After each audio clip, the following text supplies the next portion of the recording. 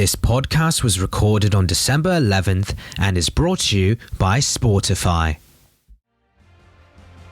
Alright, what's up guys? We're Sportify and this is our first official episode. Let's go over what we're going to be talking about first. So we're going to start off with football. We're going to talk about the Premier League, the Liga, the Bundesliga, Serie, and of course the Champions League. And then we'll be moving on to F1 where Hayden will host it. Hayden, what are we going to talk about in F1?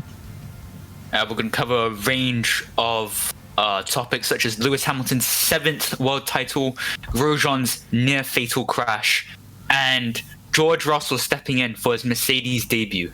There will also be a special segment at the end where Y will talk about his injury that he received in mid-November, as well as each of our experiences with being injured. So stay tuned for that. Without further ado, let's get started with the Premier League. The Premier League, the top level of English football, contested by 20 clubs with only one winner.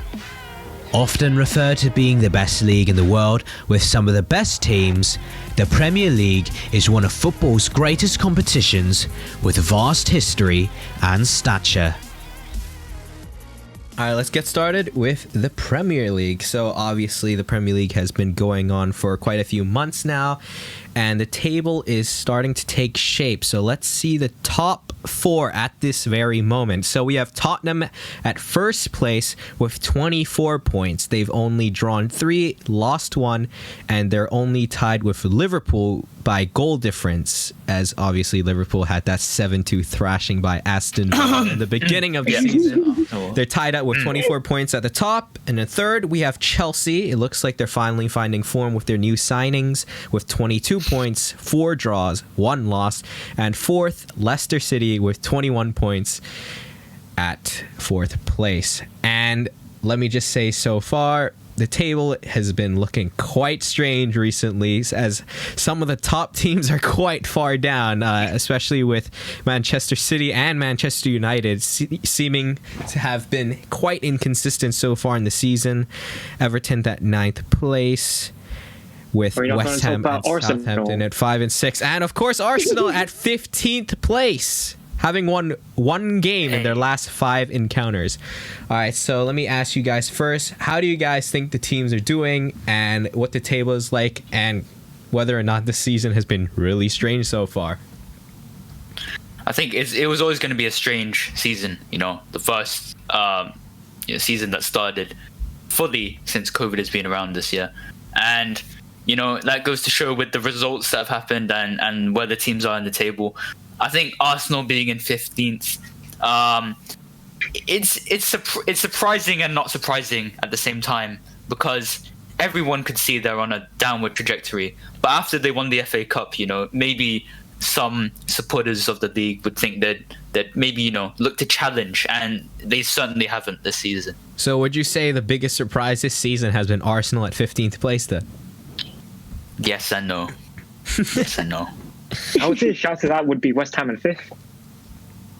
Everyone had West Ham to go and get relegated, and they're halfway through. 17th, I think, in my predictions. I had them at 18th, I think. And Ari, your beloved Manchester United at 7th, how do you feel about them right now?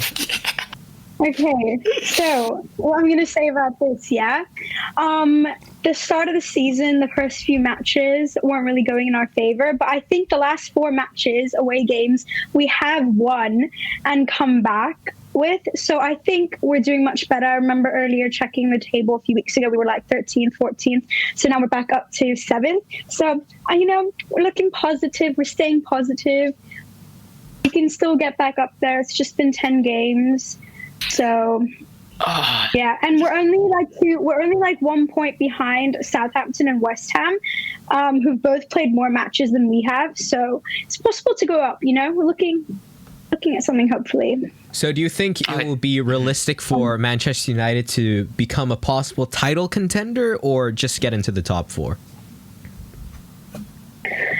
Right now I can't say much. Pogba is also planning to leave United. And their next game is Manchester City, so that Manchester Derby match will be very interesting. I think it's very possible. Last year we came back after the first half of the season being kind of like in the mid-table, and we did come back up to third. So I think, it's Manchester United, it's very unpredictable with us, but always staying on the positive side, being loyal fan. So I think we can see them up at least in the top 5. Hayden, how do you think Liverpool's been doing so far? I think we've overcome all the odds, especially given the injuries that we've had. Rest in peace, Virgil van Dijk. But we've definitely done well, given the youth a chance. Fabinho stepping in from defensive midfield into centre back, performing admirably, and we've proved a lot of the doubters wrong. Jurgen Klopp's playing mind games with the rest of the league, popping shots at Chris Wilder. People may think Klopp has lost the plot. It's all in his mind. He's just playing 5D chess with the rest of the league. And sorry. They say we're struggling, but we're joint top. They say we're struggling, but we're joint top. So the numbers do lie. They've also poked shots at us, Chelsea. Hey, it's true. Not every team can spend £220 million on transfers. Calm. Let's not get too debating over here. Anyways, I also wanted to ask you, why do you think Liverpool lost 7-2 to Aston Villa? Are we bringing this up? I mean, it's a shock result, but I'm just curious this is being recorded in December, mate. To be honest, it's just one of those things, It's an anomaly, an enigma, Do you think it's just one of those games where nothing was just going our way? It was beneficial in a way. We needed to do 7-2. Our egos had been, inflated. And the performances and the results weren't matching. And then we got a wake-up call, 7-2, getting smacked up by Aston Villa. And it made us truly realize, we have to keep our standards high, keep on, performing to a high standard every game. Otherwise, we're just going to get embarrassed like that day. So it was a blessing in disguise. All right. Hayfield, are you happy with Chelsea right now? Yeah, I certainly am. We're in the form of our lives, 4-0 against Sevilla, we're smashing it. Everyone is on form. Our new signings are gelling together.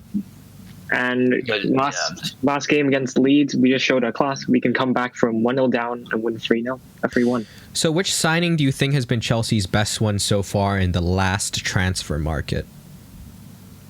I think Edouard Mendy, we signed all these players. We had Thiago Silva and Chilwell, right? But they were still kind of injured. And our back four wasn't as stable because we didn't have a confident goalkeeper. But then Edouard Mendy came in with all the confidence, and he can actually catch balls out of the air. And, he can make saves. And unlike someone else we have, and he's just made the back four all solid, and everyone has our trust on our back four and our goalkeeper now. And it's shown from our so many clean sheets. It's shown from our clean sheets. We have the joint first in clean sheets, and all 5 of them have come from our Mendy, which came around 4 or 5 games into the season. So I was going to talk about my personal opinion of your signing of the summer, Hakim Ziyech. I said it from the start. I told you, Hayfield, before he even played a match with Chelsea, he's definitely going to be your best signing of the season. He's a magician. I watched him play in the Champions League for Ajax when they made that run to the semi-finals, beating Real Madrid along the way. He is technical elegance on the pitch. His pings, his crossing is reminiscent of a mix of Philippe Coutinho and a Toni Kroos in a player. I don't know how else to explain it. He is technical elegance on the pitch, and I think that's been reflected in the past couple of games he's played for Chelsea. Excellent player. He is. He truly is. And I think it was against Sheffield United. He crossed the ball, and all Chilwell needed to do was put his knee there, and it was in. Yeah. So it just shows his class on the ball. He puts it into an area where it's almost certain that as long as you get a touch on it, it will be a goal. And as a football player yourself, you know how difficult that is to get the timing, the angle of the cross and like how it's hit it's incredibly difficult.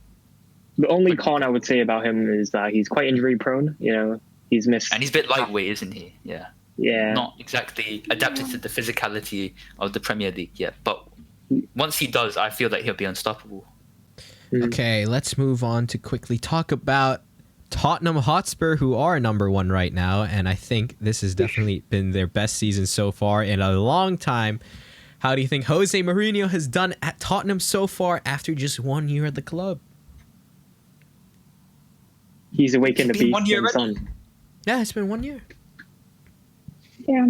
I think he's been a revelation, hasn't he? And you know, he had his doubters at first. You know, people were thinking he's past it. You know, his time at United ended terribly, and he actually he left the game for a year, right? I think to do punditry and just you know, reset as a manager. And he's come back to Tottenham and he's done an excellent job. He's cultivated this mentality of results, pragmatism, and that's finally being reflected in the results that he's gaining this year, especially in the Premier League. So would you argue the reason for their recent success is because of the way Jose Mourinho is playing Tottenham? Definitely. It's not the prettiest football to watch. You know, they park the bus at times, especially against the top six sides, but they just find a way to win games, and especially through the talent they have. Heung-min Son, Harry Kane, that partnership is so deadly now. The chemistry they have is so potent that they cast away the smaller sides, and they find a way to win against the big sides. So yeah, they're definitely doing well as a result of the way they're playing. Okay, now I'm going to ask you guys what your predictions are for the next few weeks or within like a month or two's time. What do you guys think the table will look like? Who do you think will be the best title defenders for this season? I mean, it's really tight at the top right now. Anything could happen. But I don't know. I mean, I feel like I'm expecting Tottenham to stay at where they are first for until You're not going to back your team. You're not going to back your team. You know, we're Chelsea. You know, we have some ups and downs, and I'm expecting That's some true. downs. That's true. Your signings still have to gel together. But you know, and right now at this moment, the results and statistics are showing that Chelsea has been insanely consistent. 4 wins out of their last 5 encounters. You know, you never know. This is football. Arya, you think Manchester United's going to be back in the top 4? You know, I think we're still going to take a bit of time getting up to the top 4. It is still quite close up there, especially between 5, 6, 7, definitely. But I think, you know, based on how it's going right now, we do have a better chance. Our away games have been really good, but, you know, once again, we're Manchester United.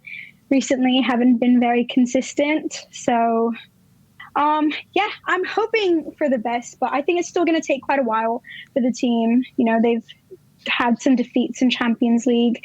So I think the team still needs to just work better together, still get to know each other better. Yeah, especially with the new signings. All right, Hayden, and what do you think the reigning champions of England? How do you think they're going to do? How do you think they're going to do? Are they going to regain their spot at the top of the table, or? I think we've got some integral players coming back. Oxlade-Chamberlain, Naby Keita's back in the squad, so we have more options in midfield, definitely.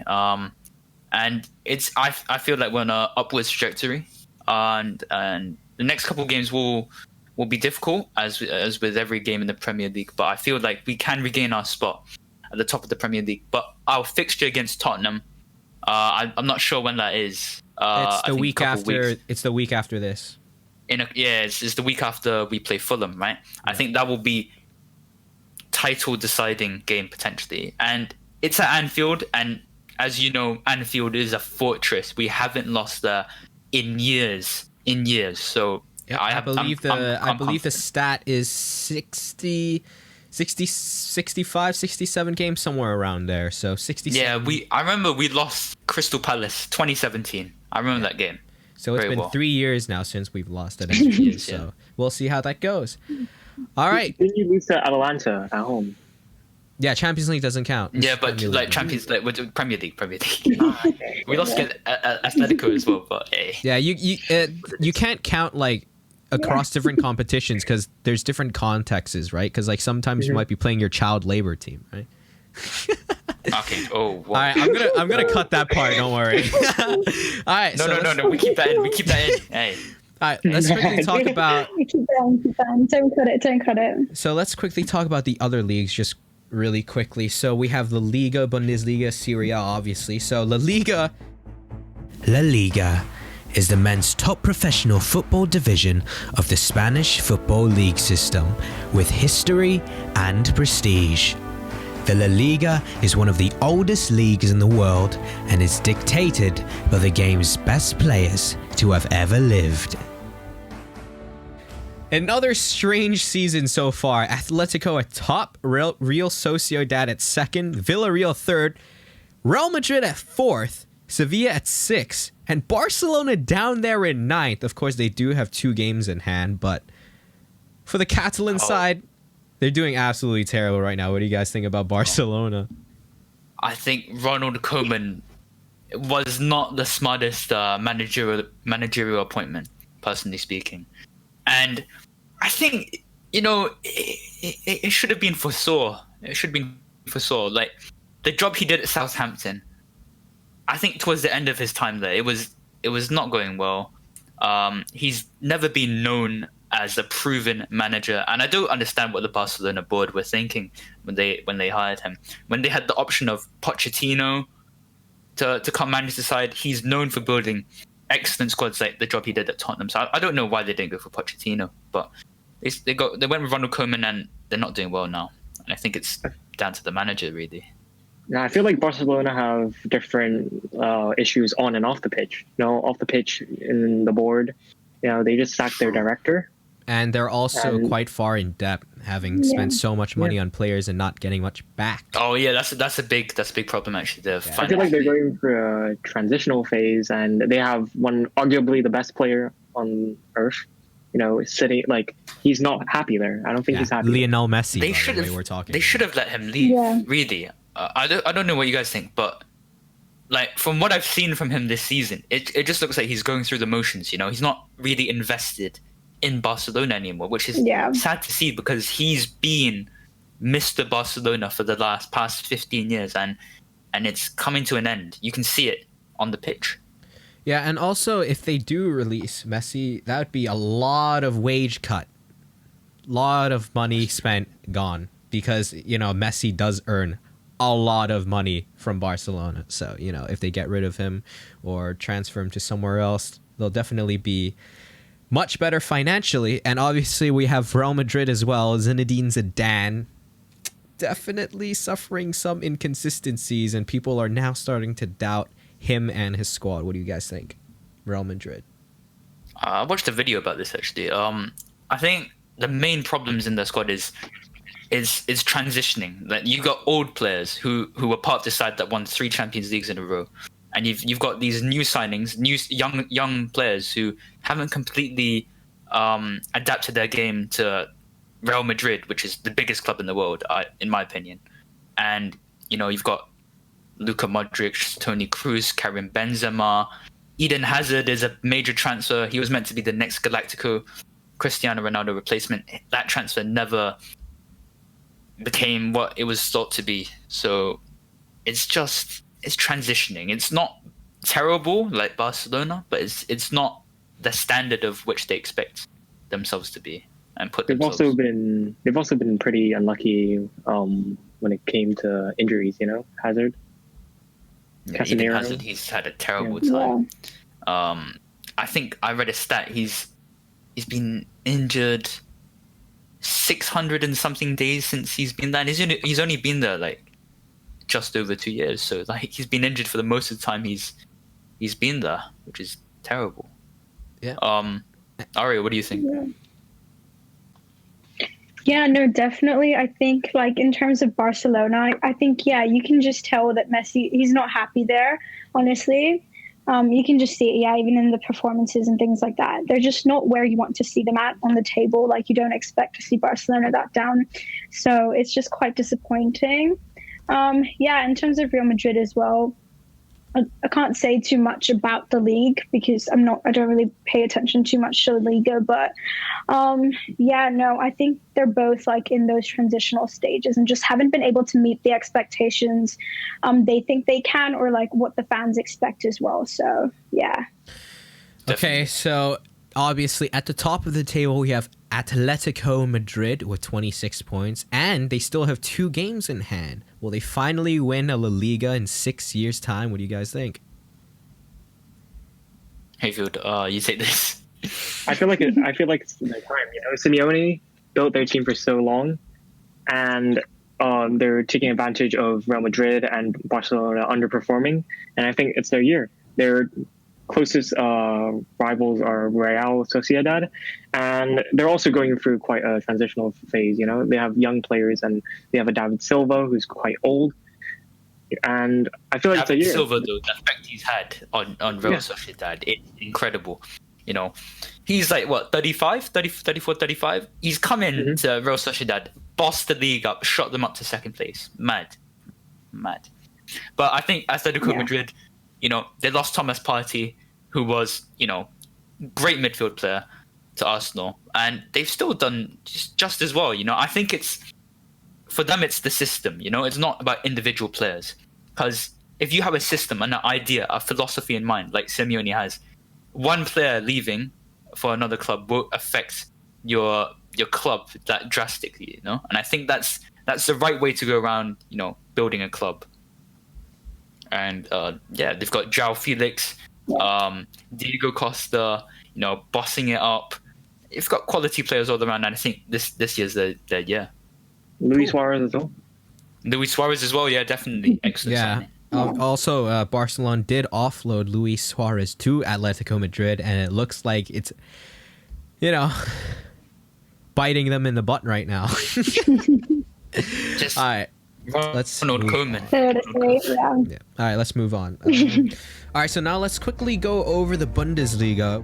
The German Bundesliga is one of the world's premier football leagues, boasting some of the sport's best teams and players, the highest average attendances in the game, and so much more.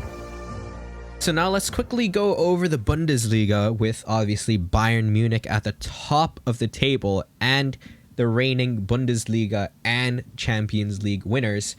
So Bayern are at first right now. Their form has been pretty good lately. Obviously, their closest contenders was supposed to be Dortmund, but right now they're 5th at the table.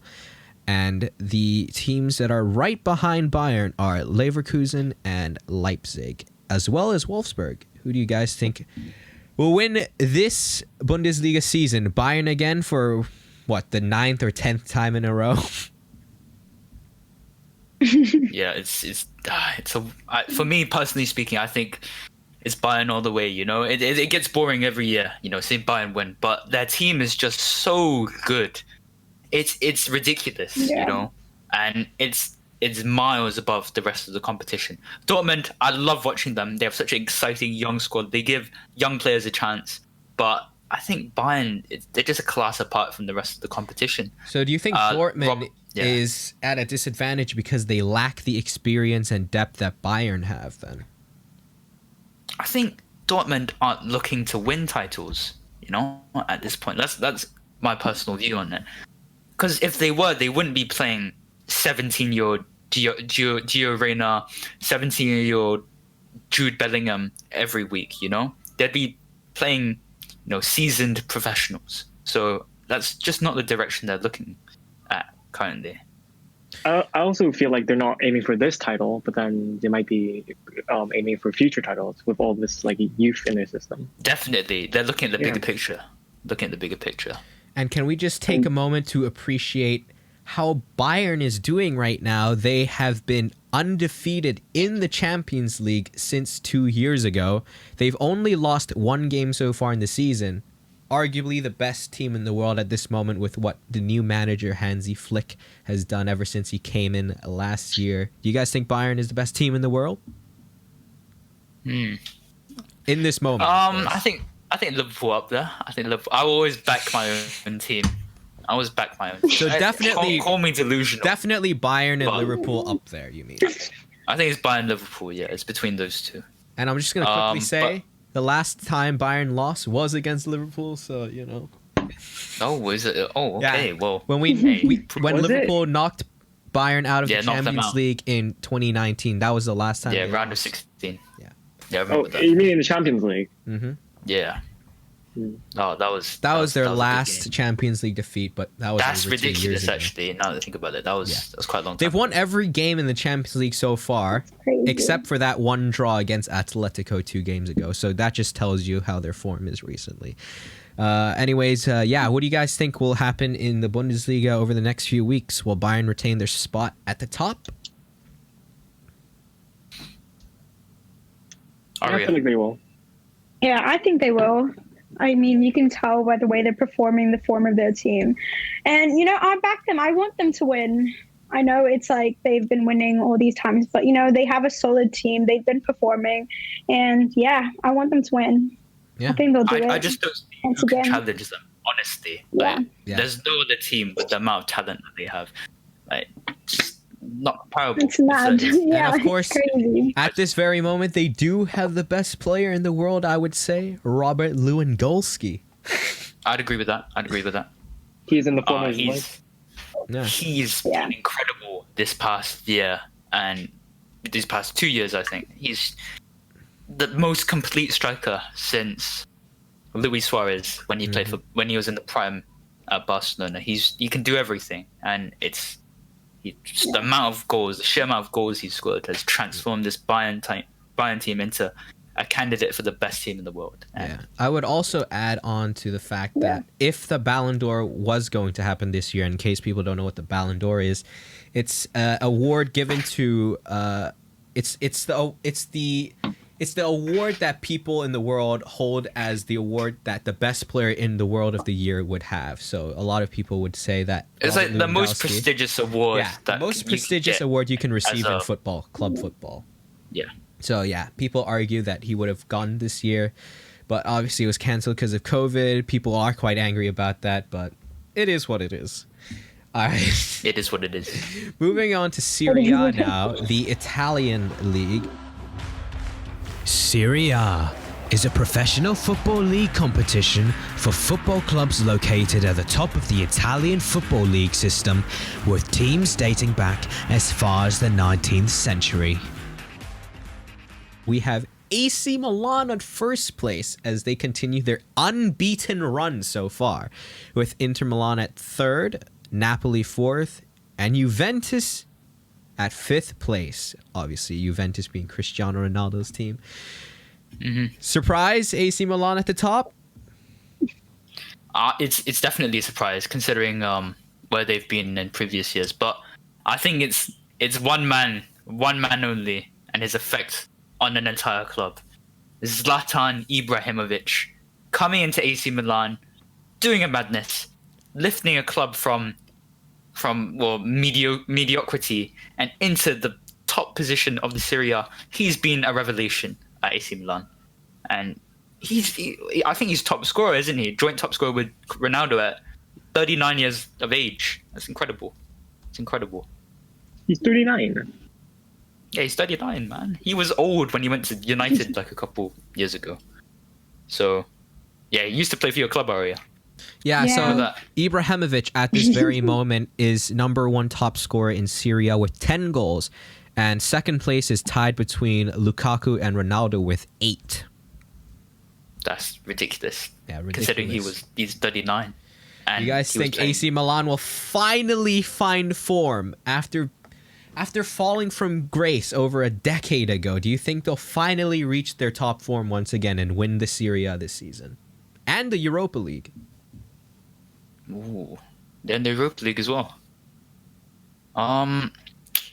Personally speaking, it'll be difficult because I think Juventus are coming into form, and if any team with Cristiano Ronaldo, they must be favourites, Juventus, and I feel that they'll mount a challenge back to the top of the table, and it's too early to say now. We're only 10 games in.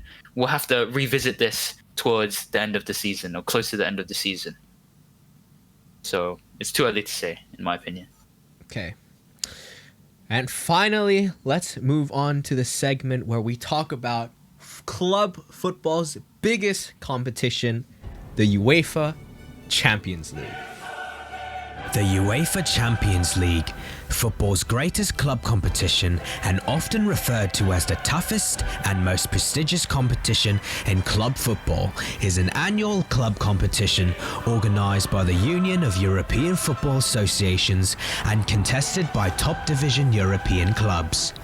The winners are decided through the highest class of football and is the centre stage for all the best players and the best teams in the world to show their determination for European glory. Now, it's been around, I'd say, 2 months since the Champions League started. All the group stages are now complete.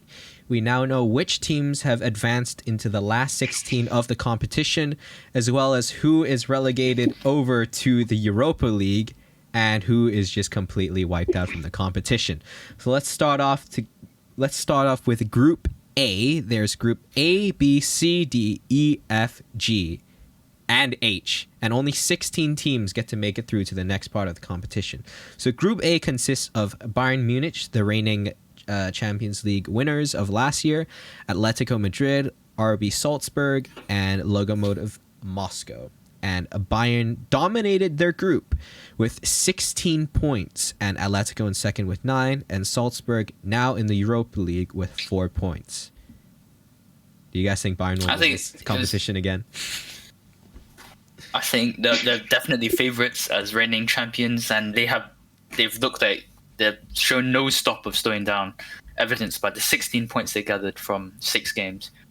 And yeah, they'll definitely be favourites. Atletico, I think you expected these two teams to make it out of this group, big teams. Salzburg have always been good. They've been a good underdog team. But yeah, it was to be expected, these two teams. And do you think Bayern will be 100% the toughest team to face in the Champions League for any side? Hey, Phil, I think you should take this, considering Chelsea did get knocked out last season by Bayern. Yeah, I feel like they have so much squad depth. They have the best striker right now, Robert Lewandowski. They're going to be the hardest opponent you're going to face in Champions League, I think. Yeah, I'd agree with that. Hardest opponent, fair. Definitely. All right, so Group A was a group where the teams were pretty much already decided before it even started with the two dominant teams. However, I can't say the same for Group B with Real Madrid, Mönchengladbach, Shakhtar Donetsk, and Inter Milan. What a group that was, and what a surprise this group has been. Real Madrid falling into the Europa League spot until the very last moment, but they are top of their group at this moment. Mönchengladbach, I think, definitely the surprise of this group, with second making it into the last 16. Shakhtar Donetsk at third, the Ukrainian team. And Inter Milan completely out of the competition. Absolutely completely sad out of situation, Europe. But yeah. Out of Europe, yeah, that's cold. That's just cold. sad. I would have thought that after what happened last year with Inter Milan being in,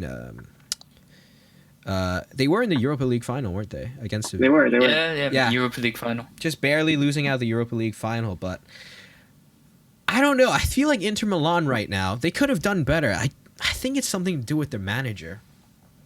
No, I think it was a tough group.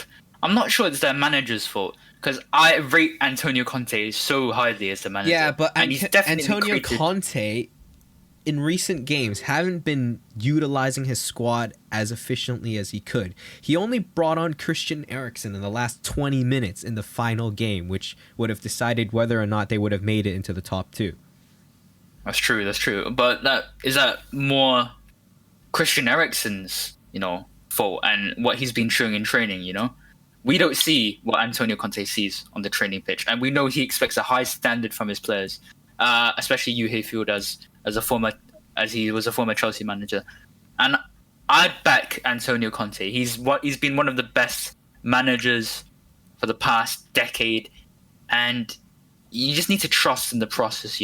Obviously they didn't get the result they expected from the Champions League group stages, but I think they've got Romelu Lukaku, they've got promising midfielders Gagliardini, they've got centre backs Milan Skriniar, Handanovic, De Vrij. They've got a good squad, they've got a good base, and they go again next year aiming to get out of the group stage and progress further. Okay, so that was Group B, and now Group C, with clubs Manchester City finishing at top with 16 points, same as Bayern. Second place, Porto, the Portuguese team. Olympiacos at third, going to the Europa League, and Marseille at fourth, unfortunately out of all European competitions. Pretty much a set group, wasn't it, before it started, do you guys think? Man City and Porto definitely going through? I would say so. It was probably arguably the easiest group that Manchester City could have gone. Yeah, but Man City always get easy groups, don't they? Not to do with any bribery or anything, but just pure luck of the draw, isn't it? They may get the easiest group, but one thing never changes, and it's that they're going to get knocked out at the quarterfinals of the Champions League. Yes, all right, moving on to Group D. We have the English champions Liverpool at first with 13 points, Atalanta at second, Ajax at third, unfortunately going down to the Europa League, and Midtjylland at fourth, the Denmark side. Arguably another tough group. What do you guys think? I think, it was a balanced group, but Liverpool did well in all their fixtures. Reece Williams made some incredible performances at and for centre-back. people who don't know, Reece Williams is a youngster at Liverpool who's been making a name for himself. He's a youngster. He's 19 years old. He was playing Division 6 football in England last season for Kidderminster Harriers. He's come into the Champions League, the perennial top competition of Europe and football, and he's done admirably. So respect to Reece Williams, and we've done well. Would you have liked this? It was Liverpool's group for the taking. The only surprise was Ajax falling off the third, I feel like. That's true. I thought Ajax would finish ahead in second, but they are in a transitional phase. They have sold a lot of the prime players to top European clubs. So. Yep. All right, so that was Group D. Liverpool make it through to the round of 16, as well as Atalanta. And now we have Group E with Hayfield's Chelsea Football Club finishing at first of their group with 14 points. Sevilla, the champions of the Europa League last season, now in the Champions League, of course. Both teams making it through to the last 16. Krasnodar, I think that's how you pronounce the team name, is third. And Rennes at fourth. So, Hayfield, are you happy with Chelsea? Certainly. I feel like everyone had us going second, actually, because Sevilla were the Europa League champions, and we weren't as consistent at the beginning of the season. But then we defied all of those by winning 4-0 against Sevilla, the Giroud masterclass. And Giroud, I'm happy we were first. Yeah. That's ridiculous. Man's, 34 years old. He doesn't even play on the regular. He comes into the team and he bangs in 4 goals against Sevilla, Europa League champions. Out of nowhere. When I looked at it on my phone when I woke up, I was like, "No, this can't be true." What? Giroud. I'd also say that every time Giroud seems to be on the pitch, he always scores. He scored. He scored every single time he started for the past 6 games, I think. Yeah, every game I've seen Giroud in, he's scored in all those games. So Giroud definitely maybe an underrated player. Is there a case for him to start ahead of Timo Werner, you think? Or can they play together, Timo Werner and Giroud? I feel like they're playing together right now. You've seen the Leeds game. Giroud is up top and Werner's on the left. Off the left. Yeah, I'm not a big fan of that. Timo went off the left. I just feel like it's a waste of his finishing, his runs that he makes. It's just he's not a natural left winger. I feel like if you find a way to put them together, both at striker, two strikers up top, that'd be the best way to get the best out of both of them. I mean, it just shows how competitive and our squad depth Chelsea is. We have three strikers who are all arguably quality. Yeah. It's true. All right, cool. Now we're moving on to Group F, which consists of Borussia Dortmund, Lazio, Club Brugge, and Zenit St. Petersburg. Dortmund finishing top of the group, 13 points. Lazio finishing second with 10. Club Brugge moving on to the Europa League, and Zenit completely out of the competition. Dortmund, Holland. Is that the best combination you guys think could have ever happened to Dortmund? I think Man United missed out on a generational talent. What do you think, Aria? Yeah, no, definitely. It's well, it is what it is now with their signings and things like that. They're very late to make all of them. You're always late to making them, yeah, and then you missed out signed the by wrong quite a bit. player for overpriced amount of money. And Okay. yeah, that's. I mean, Okay, guys. Okay, I think we're bullying Ari a bit too Okay. much. Let's move on. I mean, he certainly No. wouldn't have Okay, them no, get out wait. the group. Comment on Dortmund. They're a sick team. I like them. They're starting like 16-year-olds who are our age. Like Yusufa Moukoko came on for a substitute appearance in Champions League. He's born in November 2004. That's mad. That's mad how these guys. They're playing in the Champions It's League. actually quite crazy thinking about. Younger than all of us. Yeah, he's younger than. He's actually younger I'm than all youngest, of I us. think. I'm born October, and he's younger than me, and he's playing Champions It's League. such a Yeah. strange thought thinking such Crazy. young, thinking just like a 16-year-old coming up against Yeah. like a grown adult. Imagine a Grown. 16-year-old defender playing against like Ronaldo or Messi. Just think about how crazy that is. Anyways, It's ridiculous, man. let's move on to Group G with Juventus finishing up top with 15 points, tying with Barcelona, who also has 15 points. Dynamo Kiev at third, moving to the Europa League, and Ferencváros. I apologize for butchering the name, but anyways, Juventus and Barcelona. Do you think they'll get far in the competition this season? Did they both finish on how many points? 15. 15 points each, even. 15, Goal difference only yeah. separating them apart. That's tough. I think Juventus definitely have a side that can reach the latter stages of the competition. Cristiano Ronaldo, Paulo Dybala, Bonucci. They've got solid team. They've got a solid team. De Ligt as well, and I'm not sure I can say the same about Barcelona, especially since their performances in the La Liga have been not to the standard that they set to themselves. So I think Juventus, but not Barcelona. Yeah. What do you guys think? And Barcelona also have a really fair. tough draw ahead of them.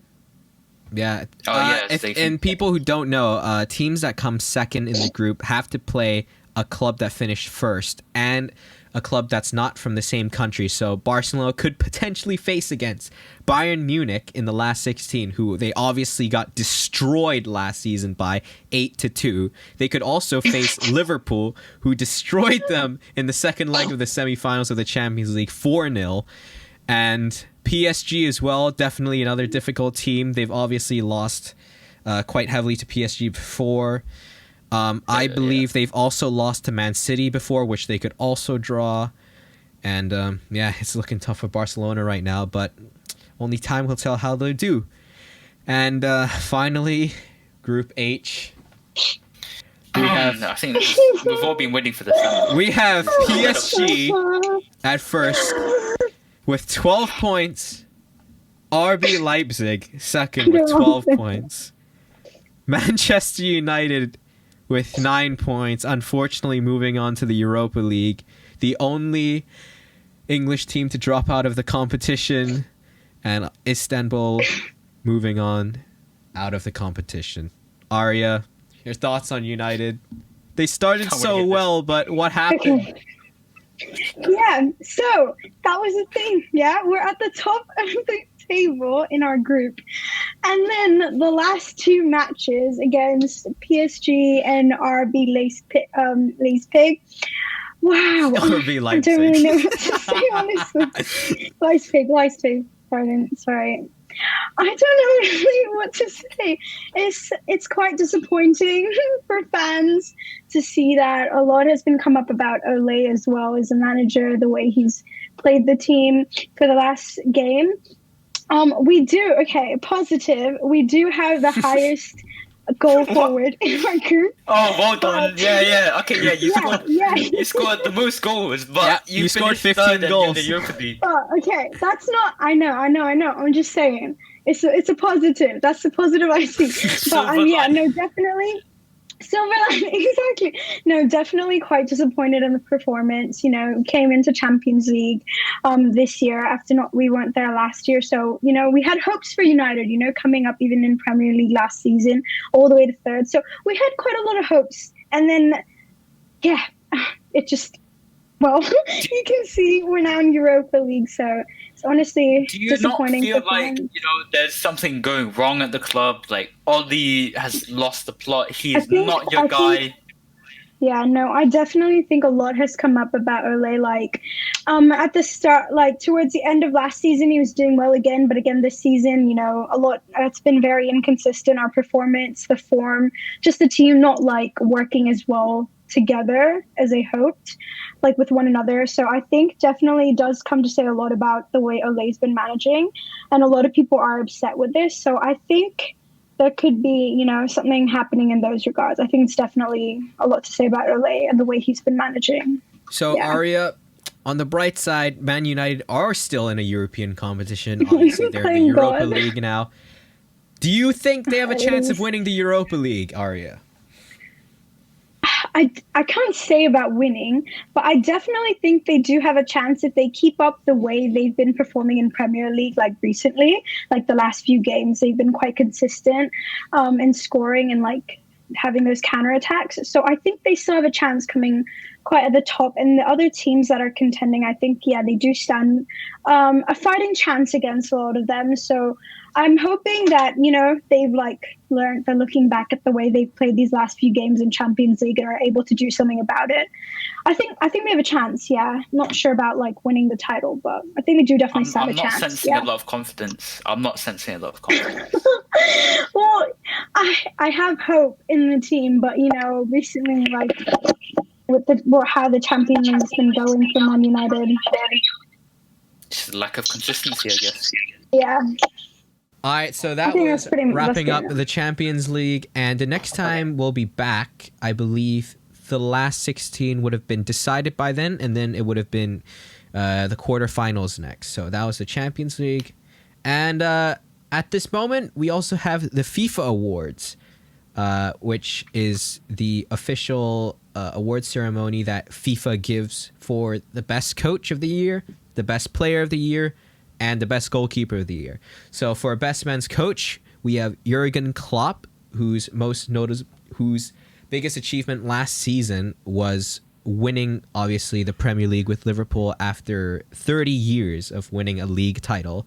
They also won the Super Cup in the same season, as well as the Club World Cup. We have Hansi Flick, obviously the manager of Bayern Munich, winning the treble with the Champions League, the German Bundesliga League, and the Competition Cup in Germany. And I believe they've also won 2 other trophies, so definitely a major coach. And we have Marcelo Bielsa, of course, manager of Leeds United, bringing Leeds back to the top flight of English football in the Premier League after a very long time. Who do you guys think will win the Best Men's Coach award? I think Flick. Oh, you go ahead. I think Flick is a really strong contender. I mean, he won the Champions League. I feel like he won every single game in the Champions League. And I think like no one's done that before, right? That's never been heard of. It has been done. Unprecedented. It's crazy. Is it? I mean, that's just crazy. It has been done before, but doing it is an achievement in itself. Yeah. Yeah, doing it. And For sure. they've also won the Bundesliga. And they I won feel the like treble. Crazy. I think the the style, trouble. they won everything as well. Like the type of football they play, exciting, attacking, destroying heavyweights of European football like Barcelona, you know. It's just the way they won it was incredible, and I think Hansi Flick was the mastermind behind that, and he deserves to win the Coach of the Year. Even as a Liverpool fan, you know, Jurgen Klopp, we did well. Liverpool did well. He did well. He's an excellent manager, but this year was Hansi Flick's year, and it should go to him. The only reason why definitely. I wouldn't see Hansi Flick winning it would be if people decide that if Bayern was already a well-built side and all he had to do was just make a few changes. But, you know, come on. He's won so many competitions. I think he's definitely going to win it. I think it'd be... I mean, it's an argument. It's an argument, but... I think Hansi Flick would be first, then Jurgen Klopp, and then Bielsa. To be fair, I think we'd all love to see Bielsa win it. The style of football he's got going on at Leeds, what he's done for Leeds as a football club, it's incredible. The style of football they play, excellent. So He transformed Leeds, you know? Yeah, From he did. Mid-table championship team into winning. Yeah, okay, guys. So the depiction of Leeds, right? Leeds is a city in England. It's a quite dead city.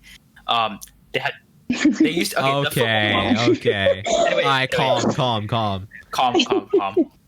The football club, it used to be good. So, like, you know, back in the days, back in the 2000s, right? 90s, 2000s, you know, they were doing okay. They were considered a good, established club. And then at some point in the mid-2000s, you know, they got into financial trouble and they started sinking down the leagues. And at one point, they were in, like, the third division of English football. And they've always been, for the past, like, 15 years, just like, always looking to get back to the Premier League, but never really making it, just being very... very average, mediocre, right? Mm-hmm. And then Marcelo Bielsa came in, and he's a visionary, a revolutionary. He's changed the club from the bottom up, and he's brought them back to the promised land of the Premier League. And that is a beautiful story, in my opinion. And obviously, we also have Jurgen Klopp, the magnificent German manager who took Liverpool, who I believe they were at like 9th place in the Premier League when he took over, transformed 10, 30 million pound players into world-class 100 million pound players. What he's done at Liverpool is also definitely amazing. He took Liverpool to consecutive Champions League finals, winning one, and finally bringing Liverpool to their first league title in 30 years with a record-breaking season at 99 points. So, see the men's best player nominees. We have Cristiano Ronaldo, Robert Lewandowski of Bayern, and Lionel Messi of Barcelona. This has to be a no-brainer, right? Lewandowski. I like your accent of Barcelona at the end. No-brainer, Lewandowski winning the award this year? Yep. He's won the treble. Yeah. Yeah. There's no arguments for that. Yeah. Okay. I think, you know, Ronaldo and Messi, they're coming towards the end-ish of an era. They're still incredible, and they're still top 3 material, right? That's why they're being nominated. But I think Lewandowski's had just an outstanding season that has set himself above Messi, Ronaldo. Mm-hmm. So I think it's his. Yeah, and I think everyone just wants to see that, you know? Everyone wants to see someone new, like, up there winning those awards. So I think, Lewandowski. Definitely marks the end of a fantastic era of the Ronaldo and Messi dominance, but as all good things go, they also have to end.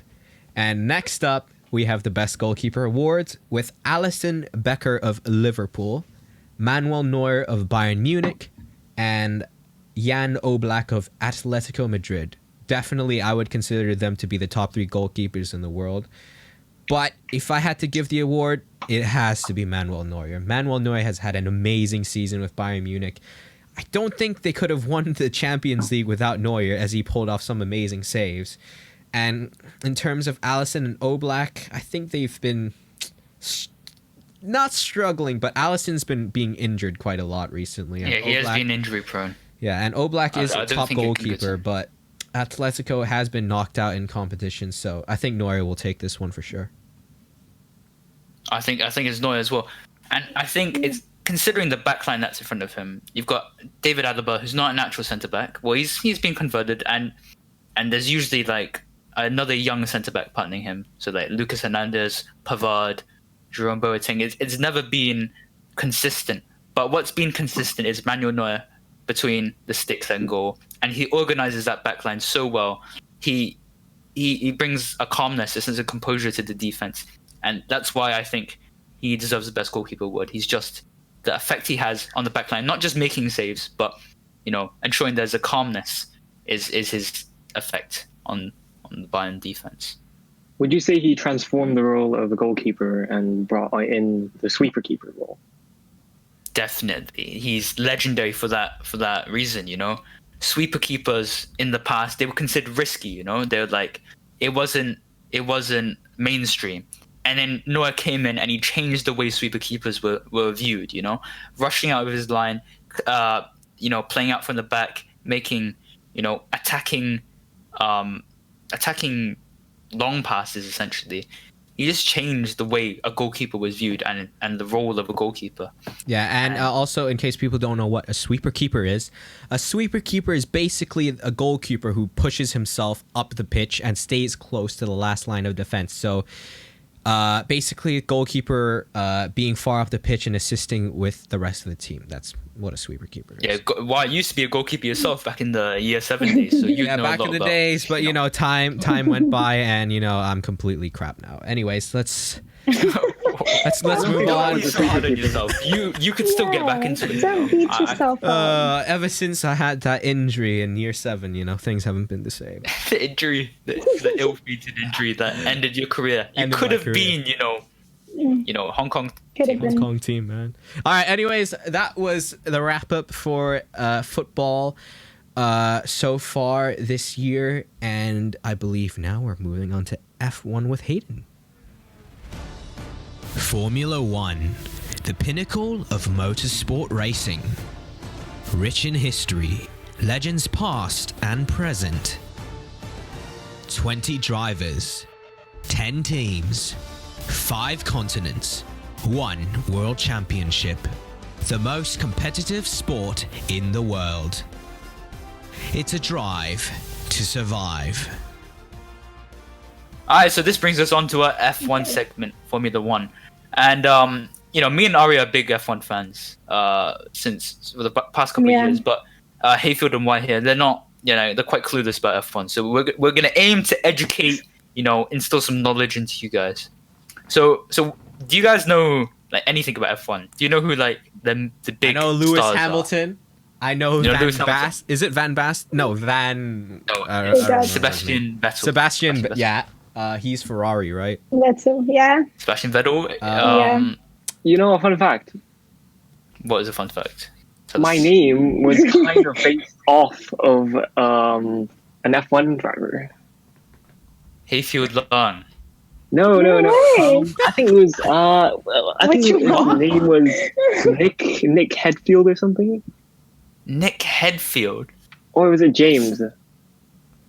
Let me go with it. Nick Headfield. Oh wait, Nick. Okay, yeah, he exists. Yeah, I saw him as a kid. I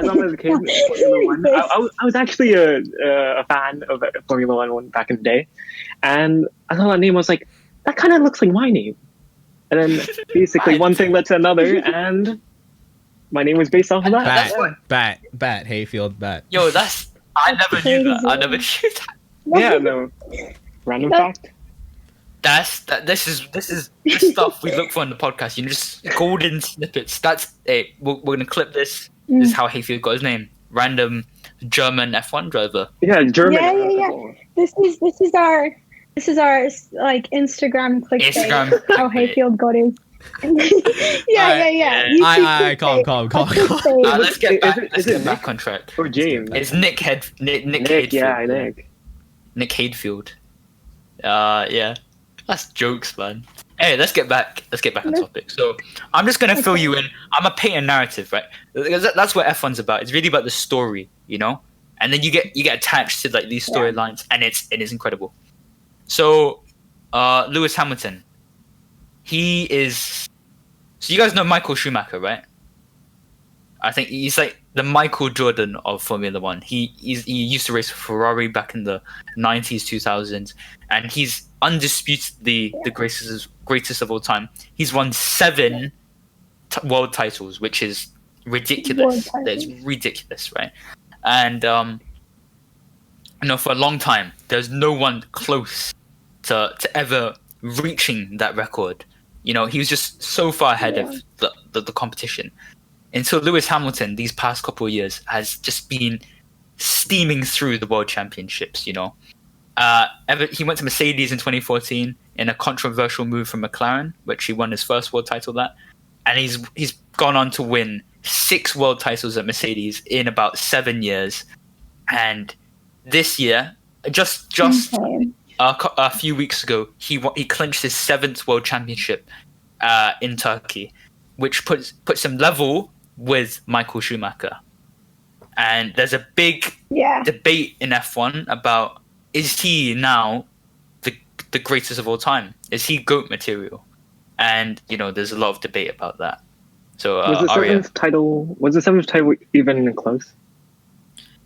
7th title is not even close. He dominates. He dominated this year. He's like double the points of 2nd. Yeah. And it's a big problem, you know? It's like, oh, F1 is boring because Lewis Hamilton wins every race. But I think it's just testament to his ability as a driver. Obviously, he's in one of the best cars in a Mercedes. Mercedes are like one of the best teams in F1. One of the best cars. But, you know, he wins. He's consistently been great for years now. And I think some respect has to be put on his name as greatest of all time material. Alright, what do you think? Definitely, yeah. You know, I think no one even thought, including himself, that anyone would even come close to Michael Schumacher's record, like 7. He was truly like a legend, still is in a lot of people's eyes, all the fans' eyes. But yeah, no, I think definitely it's a testament to how he's been driving like these years. He definitely deserves it. And you know what I love so much about Lewis Hamilton is he's so like down to earth. Like he's a driver that like he respects the position he's in. He respects the drivers he's with, and he wants to win. He knows he has to win, and he just goes and does it. And he's so grateful as well for like all the people in his team. So I think that's really a testament to how he is as a person and a driver. And I think, yeah, definitely he's up there. I don't think anyone can per se take the title away from Michael being the greatest all time. He's just a legend. But Lewis is definitely like the newest face, the new legend there is like right now. So you're saying that Schumacher is like the legend of the past, and for sure, the modern legend, the living legend of Formula One now. I would say.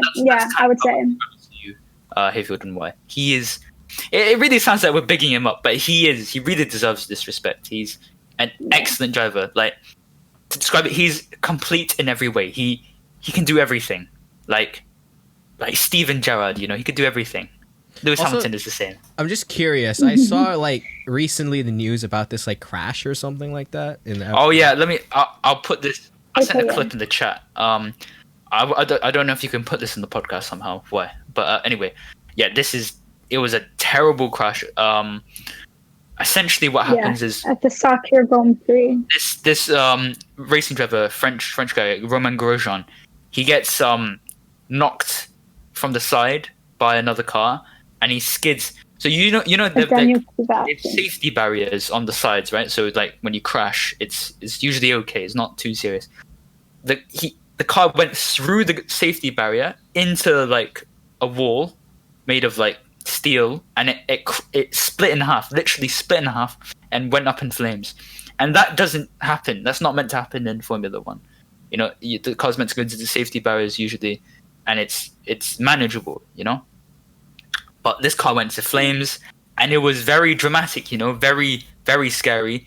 Romain Grosjean barely escaped with his life, and he was in the flames for about 30-something seconds, which is ridiculous. Yeah. It's ridiculous. Yeah. So he came out with his arms and legs both burnt and hospitalized.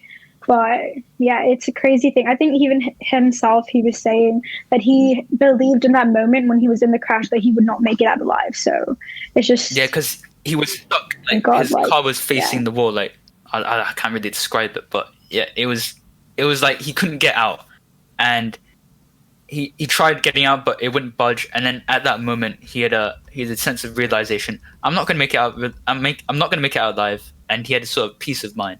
But then obviously the marshals got him out, and it's a miracle that he's alive. But it just goes to show the dangers of of motor racing. You know, would you guys do it? You know, would this be a sport that you'd partake in? You know, it's dangerous, but some people like that danger. You know, it's like the adrenaline, living life on the edge, literally. So yeah, that was a big talking point in the F1 community. And what was also interesting about that race specifically was there was another crash that happened later on with Lance Stroll. His car was tipped over again, so he was also in the same race. I mean that crash wasn't as bad as obviously what happened to Roman Grosjean, but I think that that crash, and then they went into like a red flag, so all the drivers had to wait for a while they cleared out the debris and things, and then once they went back and then something like that happened again, I think it definitely, that match set them all back, like teams, drivers, manager, or like constructor teams, everything. So I think that Grand Prix was definitely one that sort of like shocked and like scared all the teams as well. Yeah. Yeah, it's a reminder of the dangers of the sport.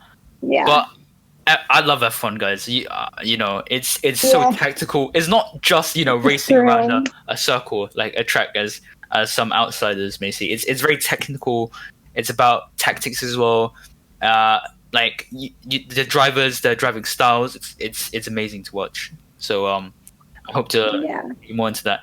And the last talking point, basically Lewis Hamilton won the world title, right?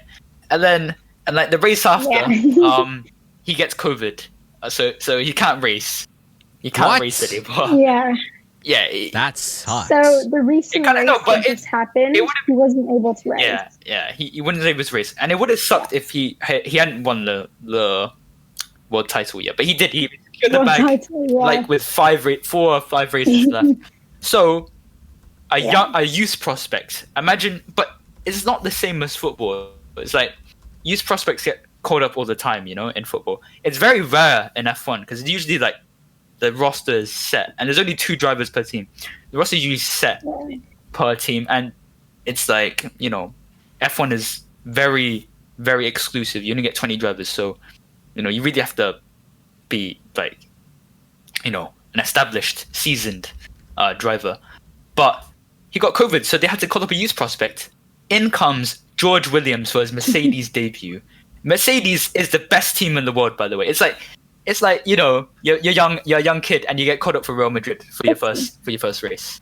So he made the move from Williams, which is like one of the worst teams, to Mercedes for this race to replace Lewis Hamilton. And nobody knew how well he'd do until qualifying. Now, Arya, explain what qualifying is, if you wouldn't. Why? Okay, so what happens is there are 3 qualifyings. There's Q1, Q2, Q3. So in the qualifyings, basically, it's not really a race amongst the drivers in the sense of like overtaking one another, but it's who has the fastest lap, because that's what decides like where you start on the grid. So there's 20 drivers. The position you start at, like 1 to 20, that's what the qualifying decides. The fastest lap you have, the higher up in the grid you are. So George Russell, no one knew what was going to happen because he was a Williams driver. I believe he didn't really get any points this season at all. Is that? Yeah, no, he's a terrible team, so no one knows. Yeah. So, but he had been working with Toto before and earlier. So I thought it was quite an interesting decision made by Toto Wolff. So that's the manager of Mercedes. Yeah, so he came in to replace Lewis Hamilton for that match, and then in qualifying, he came second, so he missed pole position. He missed pole position by like strenuous seconds. 0.026 seconds. 0.026, which is fucking by his teammate. Per second. But it was admirable. Still, to come second in your first race for Mercedes at a young age, you know, is incredible. It's ridiculous, and his performance in the race as well was incredible. But he in fact won driver of the day. Yeah, he won driver of that day, that race as well. Driver of the day. Yeah. But essentially, what happened is he overtook his teammate on the first lap. So he started second, makes it to first place on the first corner of the race, and then he's leading the race. He creates a considerable gap, and then he comes in for his pit stop, and they don't have his tires ready. They muck up his pit stop. That costs him his first position, and he falls back to like 5th, which is terrible. Right? It was no fault of his own. It was the pit stop crew.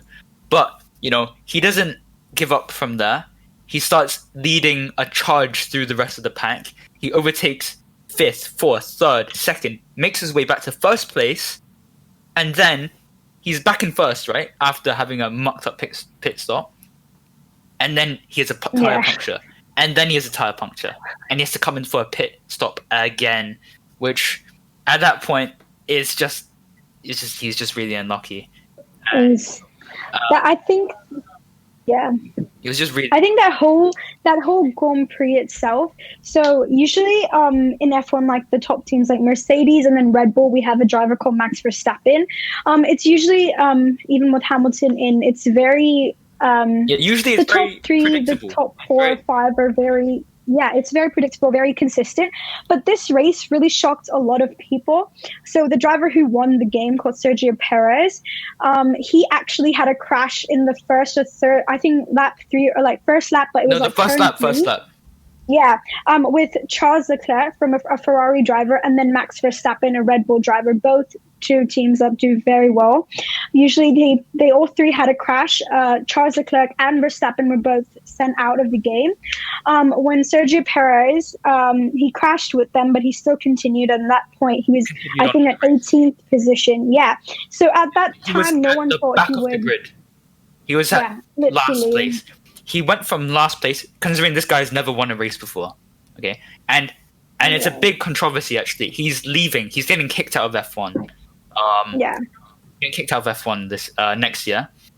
So this is like one of the last races he'll ever have, or so far. And he goes from last place to win the Grand Prix. The first Mexican driver to win a Grand Prix in 50 years. It was a beautiful moment. Everyone. You know the meme? Everyone enjoyed that. Everyone enjoyed that. So it was. Basically, every race in F1 is sick. Every race in F1 is sick. That's what I'm trying to tell you guys. Like pretty much every race. And it's like, even though some of them might be consistent, there's definitely one or two races out that just like shock the entire like fan base watching, and everyone it's crazy. Like a drama series. I don't know. You have to get invested into the characters, and then once you get invested, you're like, oh damn, like that was. And you know what? Yeah, if you guys want to start like understanding it a little bit more, on Netflix there is a show called F1, like Formula One Drive to Survive. It's really interesting because you get to see all the players and like all the thinking and working that goes in the teams behind the races, and that show is definitely very interesting. So if you're starting to get more interested before like watching the full map games, give you a taste of what F1 is about, I think you should watch that series, and then come in next year like kind of getting into F1. It's amazing. Anyway, that's all from me for the F1 segment. Thank you guys for listening. Alright, cool. After hearing about F1 and the numerous injuries that has happened, why don't we talk about injuries that have happened locally, between the four of us? I've heard some big medical news. What, Haywood, what was it? Someone? Yeah, like why? I think. Okay, come on, guys. It's kind of cringe. It's kind of cringe, isn't it? It's kind of cringe. It's kind of cringe. It's kind of cringe. Why? What's happened to you? Your injury? What do you mean? What do you mean injury? Guys, for those of you who don't know, why has he received a major injury? He's going to physio, and we just want to ask you about that. Why? Like, what's the experience been like? We know you're a very active guy usually. You're very sporty guy, so how's this okay, well, basically, in the recent months, I've been quite unhappy with my health and my fitness levels, and I was just overall just feeling quite depressed over my body. So I thought enough is enough. I decided to start exercising, working out, and becoming active once again. Yo, you were running daily. To hopefully become, fit again, and I want to start playing football again as well. So I started running a lot. I hit like 100 kilometers in 1 month. That's mad. crazy. But More than then, I can do. Crazy mileage. but then, More than I. but then the main problem is, Yeah. I'm an arrogant person. So even when I'm feeling pain or feeling like my body is about to die, I keep going. Overworked And yourself. eventually, I got injured. So then I went to visit the doctors, and then I had to get a scan in my leg, and then they said I had something called, like, I think it was retrocalcaneobursitis or something like that. And it's Don't know what basically, that is. it was in my left leg. sounds- It's like Sounds. it's like a condition that causes like heel pain, basically. So like it's basically focused. yikes. It basically focuses, the pain basically comes from like the Achilles tendon because of, you know, Oh, the heel bone, actually, right? Okay, yeah. So like it connects. basically Oh. when I'm running, I'm putting a lot of strain on my Achilles tendon, obviously because my body's not used to this intense, you know, sudden activities as well. Training. Yeah. So then, I got injured, and then I had to go to physiotherapy as well, which someone told me it was a pleasant experience, but it was indeed actually just torture. Do Oh. you have any idea what they did on the first day? I've actually never been. I've never been. So you guys. Have you guys ever been to physio before? I think I've been to physio twice actually. I've shadowed Once at a for like when I broke. Yeah, once when I broke my like growth bone in my leg, and like I had a fracture broke there, and your then growth once when I bone? just sprained my ankle. I did, I Aria, did when I was. Is that why you didn't grow? Okay, that is not the reason. My growth bone. It is. It literally is. Though. Calm, Why you didn't calm, grow? calm. Okay. Oh Well, my I was God. saying, I hate you guys. No, that is okay. not. I fractured my growth bone in year 5. It is completely fine right now. No, that is not one of the reasons I'm short. That is hereditary. Okay. But you know, maybe that could have played some factor.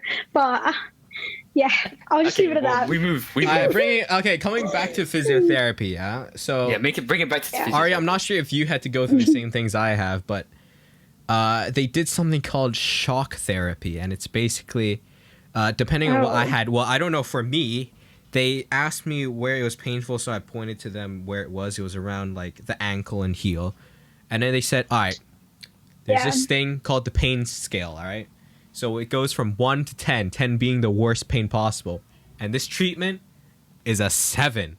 So then they took this metal spoon Oh and my just God. dug it in my foot and kept on going for like 5 minutes straight. Was not allowed to scream because, you know, there was patients next door. That was Oh horrible. damn. Oh my And then God. we went on to I've never more actually soothing. seen I just. You do not want to be there. Anyways, after that, they would then go on to do more relaxing things. So then they did ultrasound to, I think it does something to the cells or something like that. And then Yeah. I'm not sure. I feel like Aria would have done this, but like, you know, when they stick these wet sponges onto your leg and then it's like electricity. Oh yeah. Like the suction kind of Yeah, so thingy. they suction these Is it little that? things onto Yeah, the yeah, area, yeah. and then current goes through to do something. I don't That know. sounds quite fun. I'd do that.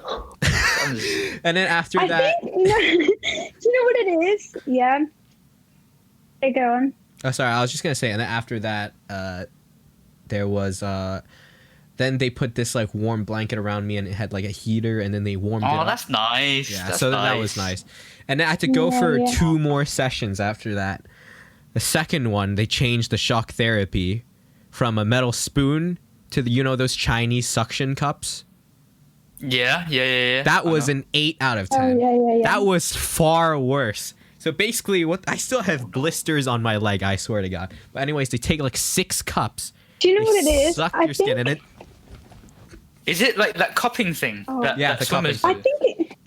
It's actually quite Oh. painful. I had no think it's- idea. I think it's only your shock therapy thing that like is what made it bad. Because from my physio experience, maybe it was like the part of your foot that you hurt. So you I needed think that. yours was more But like mine was pretty reconstructive. chill. right? Yeah. Yeah. Yeah. So I think only your shock therapy was what made it so terrible for you. Yeah, so Sounds horrible. my third physio session then was more like rehabilitation, because then I would do like, you know, the treadmill, trampoline, whatever the walking thing is, whatever. Yeah. Overall, fair. so I was out for like 4 weeks, and now I'm back on the grind. Yeah, I think you just have to trust the process. great. You know, it gets better. Like, it may seem like it's really hard, but then it gets better. But you have to actually like stay committed to it. Otherwise, you know, that's the only way you're gonna get better. You know. Yeah, and also So I just want to add in, Yeah. if you are planning on, you know, working out, maybe you're not fit, you're unhappy, you want to start exercising. Number one, don't push yourself too hard to the point you're being arrogant and you're hurting yourself, which not only is it unproductive because you'll be out for a long time from injuries or from whatever pain you suffer from, but it's also not good for you personally, because, you know, rapid changes to your body is also not good for you. So you know, it's a process. take it you know? easy. You know, you just have to accept the fact Wise that words it's like from why. a long-term gradual process. You know, I'm always the guy who wants to do Yeah. things quickly, and that's one of my main problems. So And Take I your also feel like anyone who's struggling with like body image or, you know, self-esteem issues, you can reach out to any four of us and talk about it. And Y is a prime example of someone that has struggled with that and actually, you know, done something about it. And you can see a positive change in him, both mentally and physically. Like, for me, I've seen his process, and I feel like he's been a lot more lively, and you can see him change physically. Yeah. Like healthy gotten a lot body, better. healthy mind. You know, that's And the same. I'm proud of him. I'm proud of him. Yeah. and also Yeah, just well, to add on to that, you Yeah. just adding on to Positive that, vibes. you might not think Yeah, why? you might not think there would be change in your body yet, but that's also just got to do with because you see yourself every day, so you don't notice these little things. But Yeah. it True. only Like, you don't occurred see to me. until- It only occurred to me when I changed was when I bumped into Hayfield, and Hayfield's like, "Hey, wow, you look kind of slimmer. You look much slimmer than normal." Yeah. And I was And just also, like, "Yo." it's like, yeah, you're like your own number one critic, right? So Yeah. obviously, like, when you look at yourself, you're not going to think, you're always going to be the one person that always like questions everything. But like when you get it from others, it's like a lot better. I feel a lot better. Yeah, and also And anyone who Yeah. and Yeah, anyone sorry, go who knows anyone that is struggling with body image, then always be there for them. Always give them positive vibes and Yeah, encourage just them to you know, be be better. be Yeah. a good friend. You know, Motivate. and, like, you know. Yeah, motivate. And, you know, if someone is being very negative, just shut them out. You don't need them in your life. These are wise words, man. Wise Yeah, you know, words. you don't need that sort of Toxic people. negativity. Get rid of them. Yeah. Yeah. Yeah. Get rid of that and, Really negativity. positive. and also, just one more point. Exercising makes you okay. This is definitely a science thing. Exercising puts you in a better mood. All right, because you know, Endorphins, man. yeah, endorphins. Yeah, you know, and also you're just getting rid of that, Definitely. you know, bad metabolism throughout your body. You know. Bad metabolism. Like, in the depths of COVID, right? I think it was like August. I've been at home for like 2 months. I was depressed. I was at home. Yeah. I was, you know, the blankets were over me. I was like, I had my laptop underneath. I was just, you know, I wasn't speaking out to anyone. I was just, you know, I think is it just me or did we all go through that phase, right? Yeah, At some nah, we point? all did. We You all know? did. No, I think we all went through. Yeah, everyone that. goes through that phase. Yeah, And then it was a hard time. tough times, right? Dark time. And then my sister just Yeah, comes up to me, for like, sure. you want to go for a run? I hadn't been outside in like a long time. And I was just like, months, and I'm just like, you know what? I'm not happy now, like just sitting around. I might as well go out and do something. I went for the run. I felt so much better. I started running again, and Yeah. you know, it's just getting outside, you know, getting some fresh air, getting out into nature. It just makes you feel so much better. Yeah, And during also- quarantine, Yeah. And Hayden and I and a few other friends, we challenged ourselves to run a lot. Oh yeah, 5K running quarantine. bet. Yeah, that was 5K good. running. It was good. So- Some wow. healthy competition. We did a wager. Yeah. And we were just like running every day. It was actually incredible, you know. Like me, Hayford, and a couple friends were just running 5Ks on the daily, and it was mad.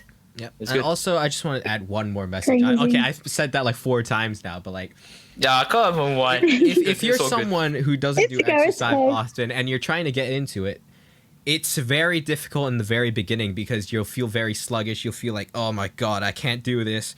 But then, like all things, you build a habit, right? Over time, if you do Yeah. things consistently, you will be able to, get into it. And then it won't become a task that you have to do for your own good, but rather it becomes something that you want to do. It's just And part of your that's- routine. That's where you For want to sure, go. In the beginning, Yeah. running for me was so difficult because I hated it and it was blistering hot. But then Yeah. once you get into the habit, once you do it like once every 2 days, then you will get the feeling of wanting to do it. And that's where you need to get yourself to. Yeah. I think also for people like for me, like I don't like running either. So like if you, especially like in quarantine, if you still want to like stay healthy, stay fit and like do exercise, there's a lot of like YouTube, like people on YouTube who have like these exercise videos and things like that you can like do home workouts things. Shout out to Chloe Ting. A lot of people must know about Chloe Ting. So like Chloe Ting after have look her up. workouts and things. Chloe Ting. Yeah, you definitely have to. Chloe Ting. But I think it's okay. Calm. yeah, exactly. So, if you're like me and you don't really like going on runs, it's definitely something you can do at home, Yeah, especially in like it's really COVID time. versatile, like Yeah, technology we have at our hands. There's a endless amount of options out there, and it's just doing exercise. It just makes your body, whatever it is, it just makes your body feel better and better. Yeah, for sure. All right. Anyway, Should we challenge the audience Yeah. to something to do this month? should we? I'm December. going to challenge the audience members to run or walk at least, or jog for 10 km You know what? each week. Yo, nah, For nah, one that's too month. much. For 1 month. No. Yo, why? Look, it can be spread between multiple days. All right, I'm not saying it has to be done at once, but Why? It's the first episode. We haven't gotten them onto our side yet. We All can't right, be 5 km a week. Yeah, 5 be km. telling them, 5 hey, you km better a week. walk 10 kilometers. Why would they listen to us? Okay, why would they trust our judgment? We don't Hey, have an we're trying to audience. instill change, man. All right, look. I don't know why. It's too much now. It's too much. I advise the audience. Okay, just go outside. Just try to go outside once Go every day. outside. Feel what it's Doesn't like to even- be alive. Exactly. Just open your front door Yeah. and just like open your window, pop your head Feel out. the air. Breathe in a bit of air, and let's Breathe the air. baby steps. Taste In the a air. couple of weeks, we'll tell them to run. All right, from us, from the Sportify team, Yeah. go Taste the outside, air. guys. Breathe All the right. air. Go outside. All right, have a good one, lads, and we'll see you in the next one. Thank you for listening to episode 1 of Sportify. We hope you have enjoyed it and would love to hear your feedback. Be sure to tune in next time as we invite a special guest to the show. Feel free to let us know what you would like to see next. Stay tuned for monthly episodes of Sportify. That's all from me, and take care.